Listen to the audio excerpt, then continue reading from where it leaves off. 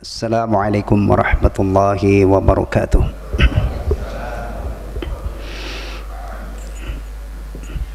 Innal hamdalillah nahmaduhu wa nasta'inuhu wa nastaghfiruh wa natubu ilaihi wa na'udzu billahi min syururi anfusina wa min sayyiati a'malina. May yahdihillahu fala mudilla lahu wa may yudlil fala hadiya lahu. Wa asyhadu an la ilaha illallah wahdahu la syarika lah wa asyhadu anna Muhammadan abduhu wa rasuluhu la nabiyya ba'dah. Ya ayyuhalladzina amanu taqullaha haqqa tuqatih wa la tamutunna illa wa antum muslimun. Wahai orang-orang yang beriman, bertakwalah kepada Allah dengan sebenar-benar takwa. Ibnu Mas'ud radhiyallahu an menjelaskan firman Allah ini, bi an yuta'a fala yu'sa, yaitu hendaknya Allah selalu ditaati dan tidak didurhakai. Wa an yudhkara fala yunsa, hendaknya Allah selalu diingat dan tidak dilupakan. Wa an yushkara fala yukfar, dan hendaknya Allah selalu disyukuri nikmat-nikmatnya dan tidak dikufuri. Dan janganlah kamu sekali-kali mati kecuali dalam keadaan muslim. Al-Hafidz Ibnu Katsir rahimahullah menjelaskan ayat ini, hafidhu ala islamikum hala sihhatikum wa afiyatikum litamutu alaihi, jagalah, peliharalah keislaman kalian di saat kalian masih sehat walafiat, sehat bugar, supaya kamu dimatikan oleh Allah di atas Islam. Jalan yang paling sehat untuk meraih husnul khatimah adalah menjaga keislaman kita di saat masih sehat walafiat. Lianna man 'asha 'ala syai'in mata 'alaihi, karena seseorang yang hidupnya terbiasa dengan sesuatu itu umumnya dibawa sampai mati. Ada orang-orang yang mati dalam keadaan luar biasa, wafat dalam keadaan sujud, karena memang umumnya orang-orang yang seperti ini adalah jauh-jauh hari dia ahli sujud. Ada yang juga diwafatkan oleh Allah sedang melakukan ketaatan, karena memang umumnya orang ini jauh-jauh hari sebelum meninggal itu memang ahlul ta'ah, ahlul khair. Sebaliknya ada orang yang mati dalam keadaan berzina. Apalagi kalau zaman sekarang ini wal'iyadu billah, ini menjadi berita yang viral. Ya, karena memang biasanya orang begini ini juga penjina. Ada yang mati dalam keadaan mabuk, nah karena memang dia pemabuk. Baik, ya ayyuhalladzina amanu taqullaha haqqa tuqatih wa la tamutunna illa wa antum muslimun. Itu penjelasan singkatnya. Ya ayyuhan nasu taqu rabbakumul ladzi khalaqakum min nafsin wahidah wa khalaqa minha zawjaha wa batsa minhuma rijalan katsiran wa nisaa'a wattaqullaha alladzi tasaaluna bihi wal arham innallaha kana 'alaikum raqiba.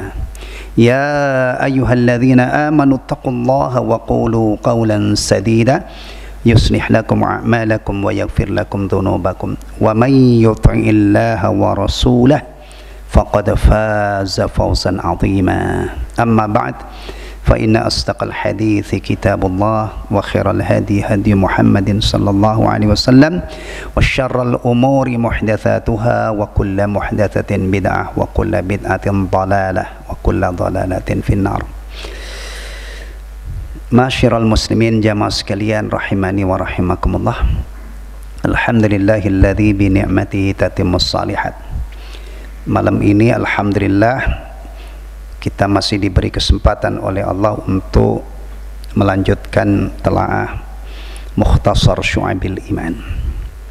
Di dalam kitab kecil ini ada 77 cabang keimanan atau bagian iman yang dijelaskan oleh penulisnya, yaitu Al-Imam Al-Baihaqi rahimahullah.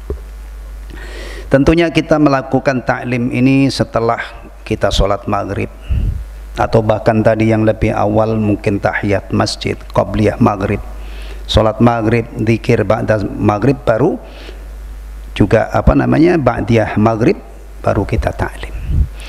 Alhamdulillahilladzi bi ni'mati tatimmus shalihat. Di waktu maghrib ini kita mendapatkan taufik dan pertolongan dari Allah Subhanahu wa taala, yang kalau bukan karena pertolongan Allah tidak mungkin kita bisa melakukan semua itu. Ada kalimat istimewa yang akrab dengan kaum muslimin, namanya hauqalah. Lafadznya la haula wala quwwata illa billah. Apa makna kalimat ini?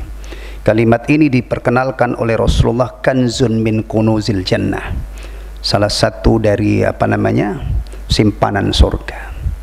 Sebagian ulama memaknai kalimat ini, menjelaskan maknanya. La haula wala quwata illa billah. Kita tidak mungkin bisa meninggalkan maksiat kecuali dengan ismah dari Allah, kecuali penjagaan dari Allah Subhanahu wa taala. Maksiat itu banyak banget di luar sana ya. Jam segini ini mungkin ada yang sedang zina, ada yang sedang minum khamr, ada yang sedang yang lain, sekian banyak. Kita tidak melakukan itu karena dijaga dan dipelihara oleh Allah. Sebaliknya demikian juga kita tidak mungkin bisa melakukan ketaatan kecuali dengan pertolongan Allah Subhanahu wa taala.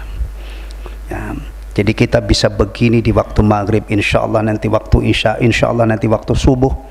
Ini adalah karena pertolongan Allah Subhanahu wa taala. Maka tidak boleh amal kita ini kita jadikan modal untuk ujub, ya, untuk bangga diri, dan juga tidak boleh dengan melakukan amal-amal ini kita merasa sudah diri kita itu suci, bersih, dan juga tidak boleh kita merasa aman dari makar Allah Subhanahu wa taala, dari adab Allah Subhanahu wa taala. Baik, kita akan lanjutkan. Kemarin sudah sampai cabang yang kemarin memerdekakan budak sudah ya, memenuhi akad ya, sampai itu. Ingat saya cabang keberapa itu? Memenuhi akad, kemudian mensyukuri nikmat, taib, ya, memenuhi akad sudah kemarin sudah kita bahas. Nah, sekarang cabang yang ke-33. Silakan antum buka halaman 121. Terjemahannya di sini mensyukuri nikmat Allah Azza wa Jalla. Kalau judul aslinya saya lihat, judul aslinya Ats-Tsalits wa Tsalatsuna min Syu'abil Iman, cabang iman yang ke-33 atau bagian iman yang ke-33. Ta'didu ni'amillahi azza wa jal wa ma yajibu min syukriha. Ya, menghitung-hitung nikmat Allah, ya, dan kewajiban mensyukurinya. Itu kalau kita merujuk ke kitab aslinya. Tapi di sini disederhanakan terjemahnya mensyukuri nikmat Allah. Tapi kalau kita lihat lebih bagus judulnya dari aslinya. Ya. Ta'didu ni'amillah, menghitung-hitung nikmat Allah dan kewajiban mensyukurinya. Di dalam terjemahannya nggak ada kan? Yang menghitung-hitung tidak ada. Padahal dari situlah awal bersyukur. Tidak mungkin orang itu bisa bersyukur kalau tidak diawali dengan dia melihat nikmat-nikmat Allah Subhanahu wa taala. Kalau orang meskipun bergelimang sekian banyak nikmat, tapi dia tidak menyadari kalau ini nikmat. Apalagi kalau nikmat ini diklaim sebagai jerih payah dia, murni usaha dia, tidak melibatkan sang pemberi nikmat. Mungkin nggak orang begini ini bersyukur? Nggak mungkin. Orang begini ini adalah fotokopinya Qarun, ya, duplikasinya Qarun. Mana mungkin dia bersyukur? Ya, jadi ini ada di sini ada lebih namanya dakik. Di sini ini ada ungkapan yang dalam, berawal dari menghitung-hitung nikmat, kemudian kewajiban bersyukur. Jadi kita kalau ingin menunaikan kewajiban bersyukur juga harus kita mulai dari situ. Lihat, hari ini kita bisa begini, bisa begini ya, kita bisa sholat berjamaah bareng, kita bisa ke masjid. Itu kira-kira terkait dengan berapa nikmat? Nah, yang jelas secara ijmalian, secara global kita katakan kita bisa begini ini terkait dengan sekian banyak nikmat. Ya tergantung orang. Kalau orang yang jeli, yang benar-benar bisa ini mungkin bisa menghitung terkait dengan 100 nikmat. Yang satu lagi mungkin bisa menunjukkan terkait dengan 500 nikmat. Bisa, mungkin. Ini segelas air ini bisa ada di hadapan saya, disuguhkan untuk saya. Jazakumullah khairan. Ya. Nah, ini terkait dengan berapa? Terkait dengan berapa nikmat. Nanti antum kalau pulang dari sini mau makan apa antum? Makan apa? Nasi uduk. Tayyib, fadhal. Itu sepiring nasi uduk itu ada nasi. Antum itu kira-kira terkait dengan berapa nikmat? Kalau nggak salah saya pernah baca di Syarah Riyadhus Shalihin itu Syekh Ibnu Utsaimin mengingatkan ini, menghitung itu 100 berapa nikmat itu. Ya, makanya Islam itu mengajari kita untuk menghargai sampai ke level butiran. Butiran nasi itu kalau kita makan nasi pakai tangan gitu kan ada yang nempel-nempel, dijilatin.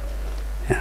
Kenapa? Karena sebutir nasi itu ternyata bisa hadir di piring kita atau kadang-kadang nempel di jari jemari kita. Itu terkait dengan sekian banyak nikmat. Ya, nih mari kita pertajam. Ya, kita bisa begini, ini nikmat apa yang paling pokok? Ada masjid kemudian antum tergerak ke sini, ini nikmat apa?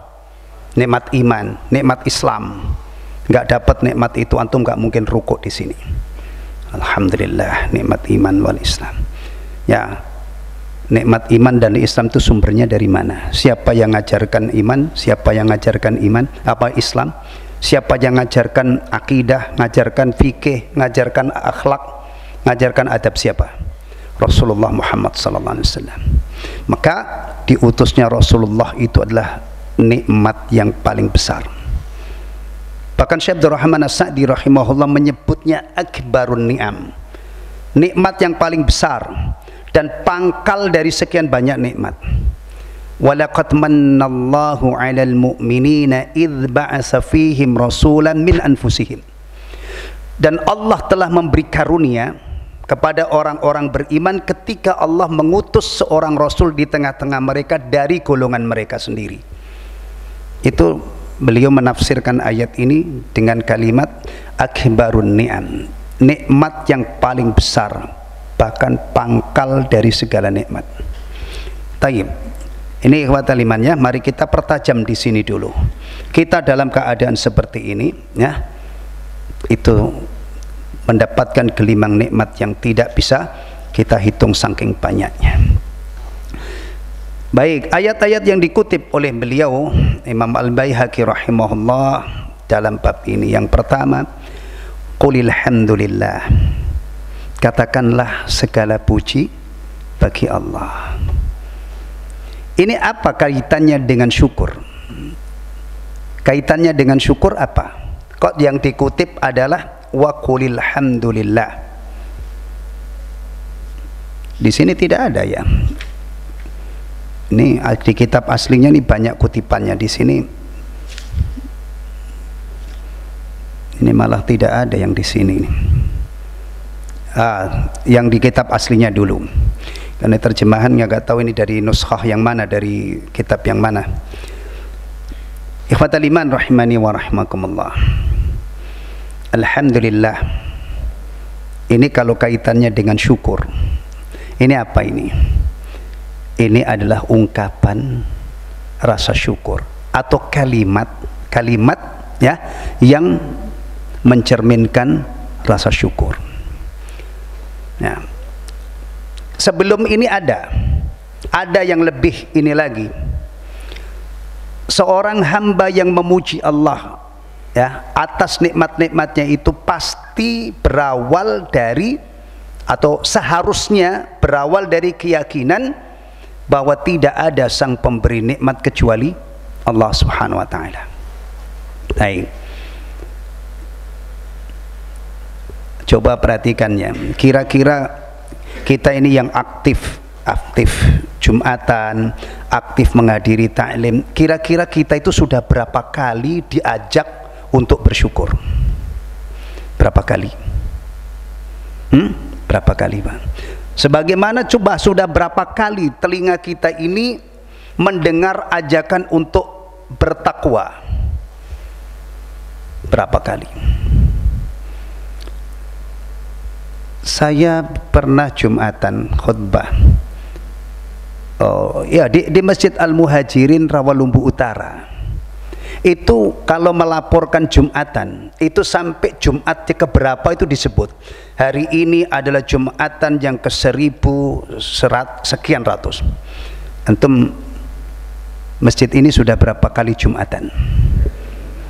Antum, ana juga mengelola At-Taqwa itu dari sejak pertama kali dibuka, alhamdulillah sampai hari ini juga saya lupa, nggak pernah ngitung. Tapi di satu masjid saya itu khutbah bulan yang lalu kalau nggak salah, atau beberapa bulan yang lalu itu, ingat saya sudah 1600 sekian kali. Berarti jamaah itu kan sudah, kalau ini taruhlah misalnya ya mungkin ada beberapa kali yang tidak hadir, tapi kan sudah ribuan kali. Ittaqullah itu saya yakin kalau antum istiqomah dari dulu, kecuali kalau antum baru hijrah umur 50 kemarin ya itu mungkin Jumatannya baru beberapa kali. Tapi kayak saya ini sebelum disunat, saya sebelum sunat itu alhamdulillah sudah Jumatan. Iya, sampai umur saya setua ini. Tapi saya benarnya belum tua-tua amat, saya ini penuaan dini aja gitu. Itu sudah berapa kali ya kan. Terus bersyukur juga di setiap kesempatan kita diajak, mari kita bersyukur. Kemudian berikutnya mari kita bersalawat atas Nabi, mudah-mudahan nanti dapat syafaat. Itu kan lazim banget itu. Lazim. Coba.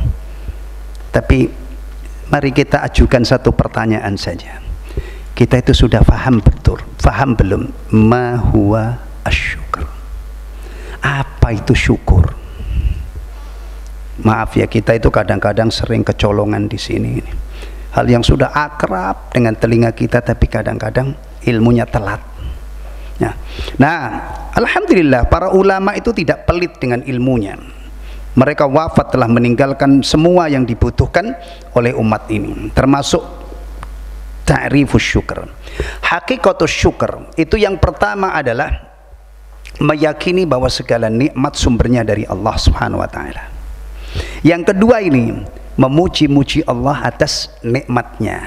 Nah, maka kalimat inilah sebagai ungkapan rasa syukur kepada Allah Subhanahu wa taala. Mudah nggak kalimat ini diucapkan? Mudah nggak? Mudah. Burung beo aja, beo Jawa bukan burung beo Arab gitu ya, kalau dilatih itu bisa alhamdulillah, alhamdulillah, alhamdulillah, burung beo loh. Nah, tapi apakah semua orang mudah mengucapkan kalimat ini? Enggak. Ya lagi-lagi tadi, kalau orang itu tidak meyakini segala nikmat itu dari Allah, bagaimana keluar dari kalimat alhamdulillah? Kalimatnya mudah, tapi kalau akidah orang ini, keyakinan orang ini ya, tidak memiliki keyakinan segala nikmat dari Allah, tidak mungkin keluar. Seperti contoh lagi, assalamualaikum, Itu mudah apa enggak? Kalimat ini ada orang yang antum pernah dengar 3 bulan itu pengen ngapalin normal. Assalamualaikum nggak bisa-bisa. 3 bulan baru bisa. Mungkin nggak itu? Nggak mungkin. Mudah banget. Bahkan bukan orang-orang Islam yang tinggal di lingkungan Islam aja kadang-kadang salamnya fasih banget. Assalamualaikum, nggak taunya kita longok. Terlanjur dijawab lagi ya. Iya. Tapi apakah mudah kalimat ini keluar dari lisan seorang muslim? Enggak. Kalau lagi musuhan, orang sombong, ada kebencian, ada kedengkian, mudah? Enggak mudah. Mampet. Ya, demikian juga kalimat alhamdulillah mudah, tapi kalau akidah orang ini dia tidak terhubung dengan Allah sebagai sang mun'im, sang pemberi nikmat, susah. Ya. Tapi kalau yang ingat insya Allah kalimat lisannya selalu basah dengan kalimat ini, gak henti-hentinya dia puji Allah, habis makan habis minum memuji Allah, habis sholat ya komposisi dzikirnya ada. Taib. Yang ketiga adalah menggunakan nikmat untuk mencari ridho sang pemberi nikmat, ridho Allah. Ini tantangan syukur yang paling berat. Dan juga syukur itu min jinsin nikmah. Orang yang kaya raya syukurnya tidak cukup diwakili dengan alhamdulillah, dia harus keluarkan sebagian hartanya itu untuk bayar zakat, untuk berinfak di jalan Allah. Ya. Nikmat sehat tidak cukup bangun tidur alhamdulillahilladzi ahyana ba'da ma amatana wa ilaihin nusyur. Kita harus hidup ala orang sehat. Orang sehat itu berarti dia punya undur Jumatan apa enggak? Enggak. Dia punya undur jamaah apa enggak? Enggak. Berarti setelah diawali alhamdulillahilladzi ahyana ba'da ma amatana wa ilaihin nusyur, tidak cukup dengan itu. Dia harus gunakan nikmat sehatnya untuk ibadah ala orang sehat. Nah, ini kadang-kadang orangnya hidupnya sudah ala orang mati. Hidup tapi enggak ibadah. Enggak ibadah itu kan mati. Wa'bud rabbaka hatta ya'tiyakal yakin, sembahlah Rabbmu sampai datang al-yakin ay al-maut merenggut kamu. Nah, kalau masih hidup ya memang saatnya capek-capek, saatnya lelah-lelah ya, tapi satu saat pasti kita istirahat, pasti kita selesai tugas kita menghamba dan mengabdi kepada Allah kalau sudah mati. Dan setelah itu saatnya mulai mencicipi balasannya. Wa in ta'uddu ni'matallahi la tuhsuha. Ini ada di sini ya. Dan jika kamu menghitung-hitung nikmat Allah, kamu tidak dapat menghitungnya. Wa amma bi ni'mati rabbika fahaddits. Adapun terhadap nikmat Tuhanmu fahaddits, maka sebut-sebutlah. Nah, untuk bersyukur atau dengan bersyukur. Ini kalau kita lihat kutipan dari surah Ad-Duha ya, surah Ad-Duha. Ini khitabnya wa amma bi ni'mati rabbika.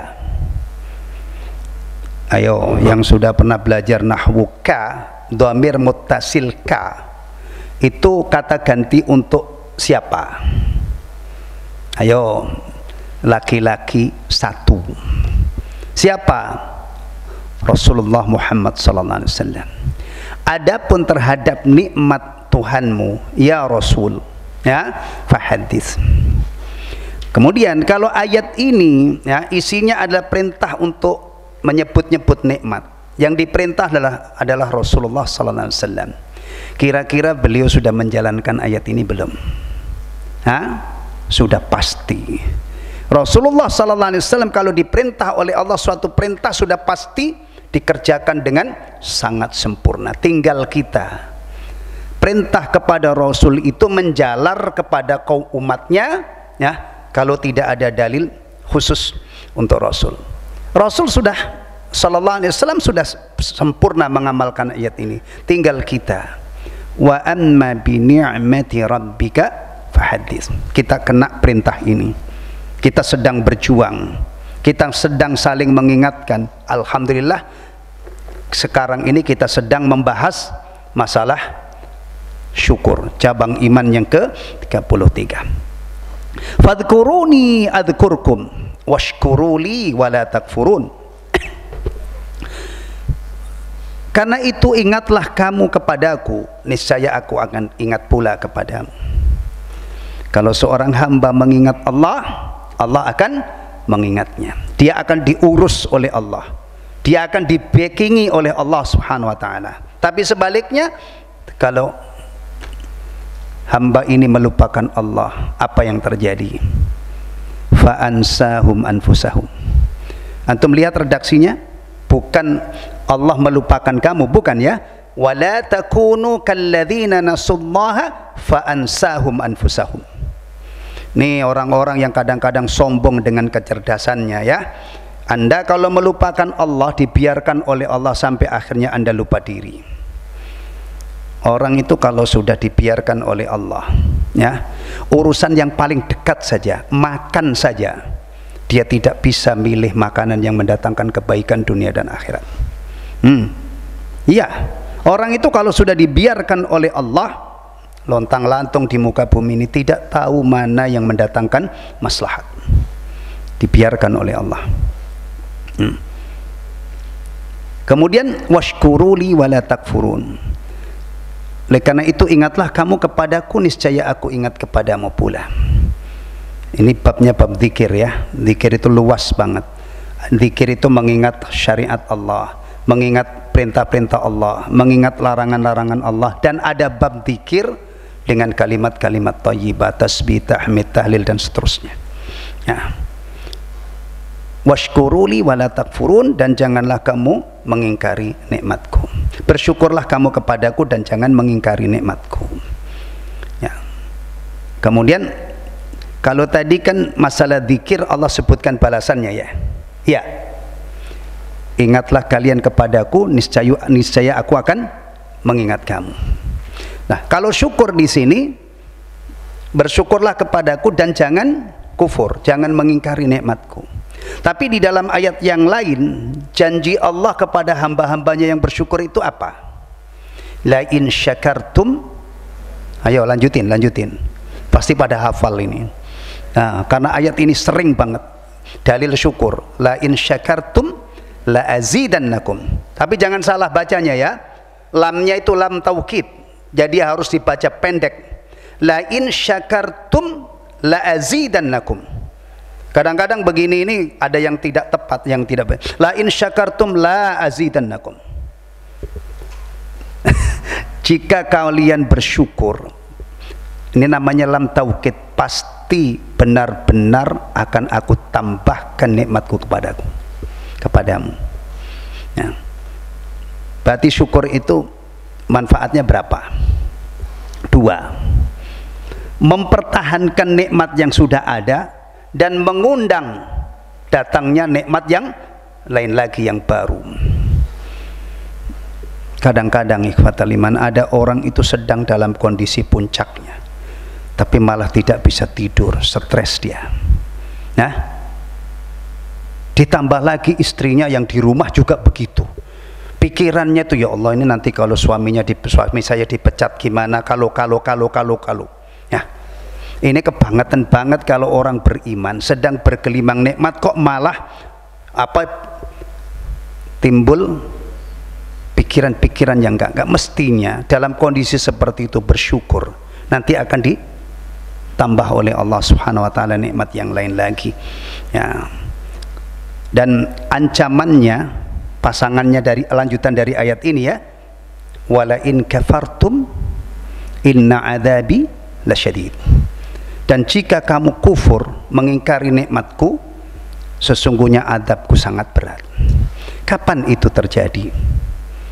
Tsumma la tus'alunna yawma idzin 'anin na'im. Ingat, satu saat kita pasti akan mengalami keadaan ini. Sekarang kita bergelimang nikmat, kewajiban orang yang menerima nikmat itu bersyukur ya. Kemudian kalau tidak bersyukur, azab Allah yang sangat pedih akan menimpanya. Kapan itu? Ketika kita sudah berada di haribaan Allah dan ditanya tentang nikmat-nikmat yang dulu. Disitulah orang-orang bersyukur dapat ganjaran besar, orang-orang yang kufur dapat ini ya. Rasulullah SAW sudah membocorkan beberapa nikmat yang nanti akan ditanya. Umur, ya kan, ilmu, harta.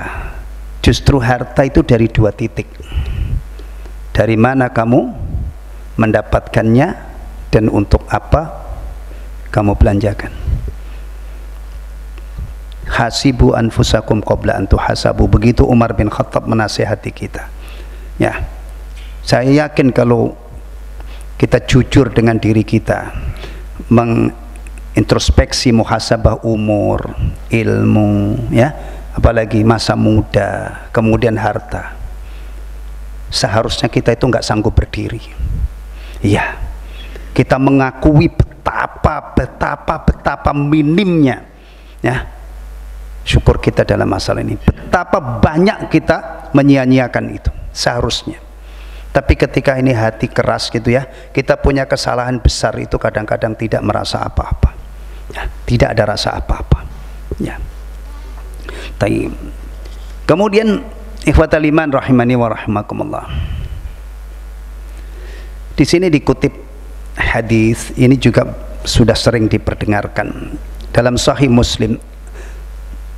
Ajaban li amril mu'min, Rasulullah bersabda, ajaban li amril mu'min, sungguh menakjubkan keadaan orang-orang yang beriman atau urusan orang beriman. Inna amrahu kullahu khair, sesungguhnya segala urusannya atau segala kondisinya itu baik baginya. Walaysa dzaka illi ahadin illa lil mu'min, dan hal itu tidak mungkin ada pada seorang pun kecuali orang mukmin.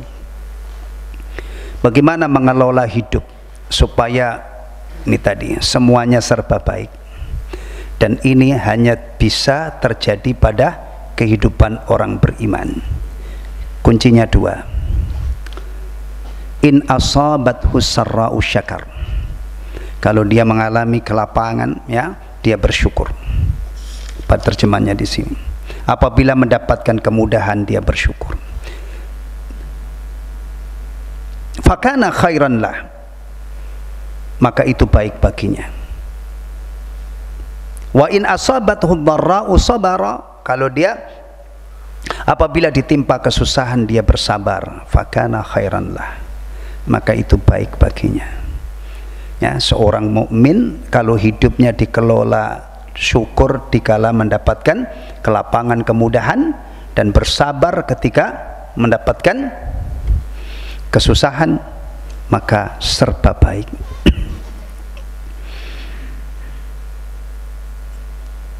Orang itu kalau melihat penyakit, ikhwatal iman, secara fisik, apa yang terlihat dan apa yang dirasakan? Penyakit, tumor, kanker, penyakit-penyakit mematikan yang menggerogotin pelan-pelan, TBC misalnya, itu yang terlihat ada apa? Ya, pedih, perih, kadang-kadang orangnya itu nggak bisa tidur, kadang-kadang nangis, itu kan yang terlihat. Nah, kalau dilihat dengan kacamata wahyu, berdasarkan apa yang dikhabarkan oleh Rasulullah, di balik penyakit itu kalau orangnya sabar ada apa? Ada apa? Ampunan.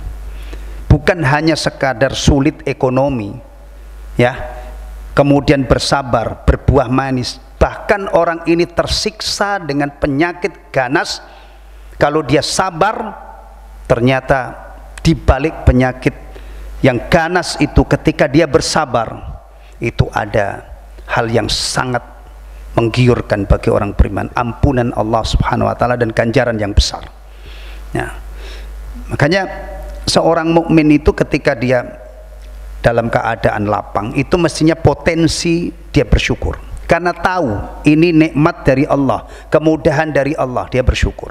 Demikian juga seharusnya dia punya daya tahan ekstra yang luar biasa ketika dalam keadaan susah. Karena apa? Dia melihat di balik kesusahan ini ada ganjaran yang besar kalau dia sabar. Maka hasil akhirnya orang yang hidup dengan kemudahan, yang mendapatkan kemudahan bersyukur, sukses, lulus.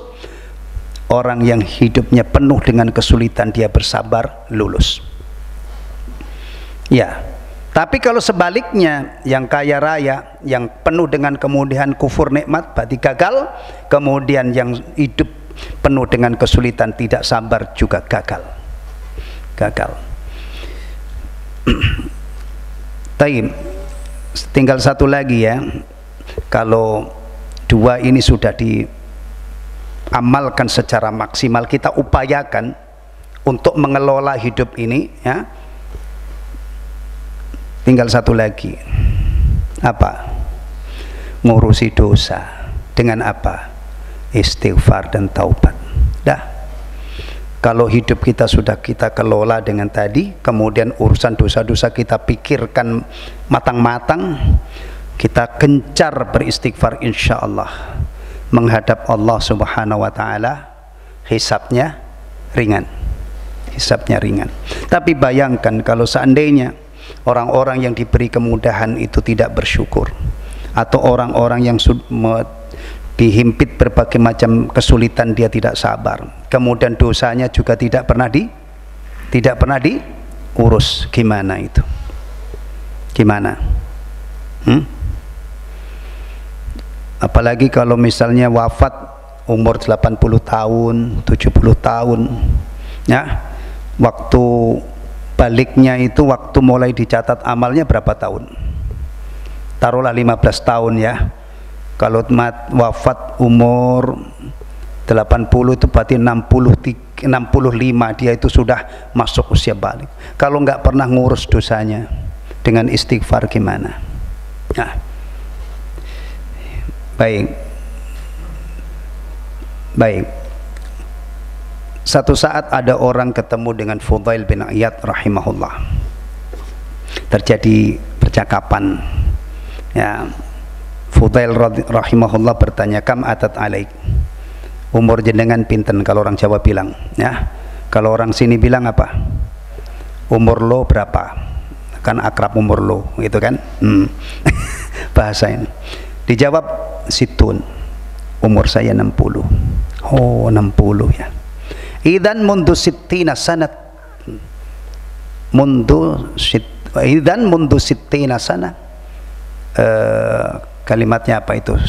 Oh, jika demikian, idzan mundu sittina sana tasiru ila rabbik. Oh, berarti jenengan, ini kalau di Jawa sudah dipantas disebut jenengan karena sudah sepuh ya.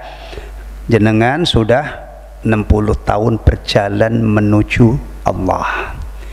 Tushiku antabluk, berarti jenengan sudah hampir sampai. 60 kan sudah hampir sampai.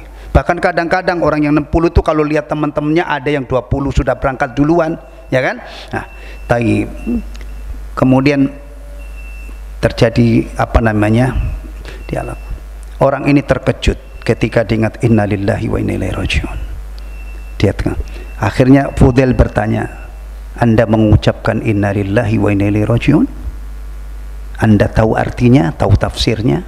Orang awam ditanyai tafsirnya kan nggak paham ya. Akhirnya dijelaskan, barang siapa yang yakin dia hamba Allah, maka dia harus yakin suatu saat dia kembali kepada Allah. Barang siapa yang yakin kembali kepada Allah, dia harus yakin nanti akan berdiri di hadapan Allah. Siapa yang sudah yakin berdiri di hadapan Allah, maka dia harus tahu dia akan ditanya oleh Allah. Siapa yang sudah yakin ditanya oleh Allah satu saat, falyu'idda lis-su'ali jawaban, hendaknya menyiapkan jawabannya. Ini. Nah, kemudian orang ini tanya, apa yang harus saya lakukan supaya saya selamat? Gampang katanya. Manfaatkan sisa-sisa umurmu untuk kebaikan, maka dosa-dosamu yang lalu diampuni oleh Allah. Ahsin fima baqiya yughfar laka ma madha. Manfaatkan umurmu untuk kebaikan, dosa-dosamu yang lalu akan diampuni, karena innal hasanat yudhibnas sayyiat. Tapi kalau sisa-sisa umurmu masih kamu gunakan untuk maksiat, maka kamu dihukum oleh Allah dari dosa-dosamu yang lalu dan dosa-dosamu yang kamu lakukan di sisa umurmu. Mudah-mudahan kita mendapatkan taufik dari Allah ya. Umur yang sudah tua-tua ini, kalau toh kemarin-kemarin bandel gitu ya, dah stop. Kita siapkan jawaban terbaik untuk satu saat kita berdiri di hadapan Allah Subhanahu wa Ta'ala. Salah satunya tadi, kita syukur, kita sabar, kita mohon ampun kepada Allah Subhanahu wa taala. Alhamdulillahilladzi bi ni'mati tatimmus shalihat. Subhanakallahumma wa bihamdika asyhadu an la ilaha illa anta astaghfiruka wa atubu ilaik. Assalamualaikum warahmatullahi wabarakatuh.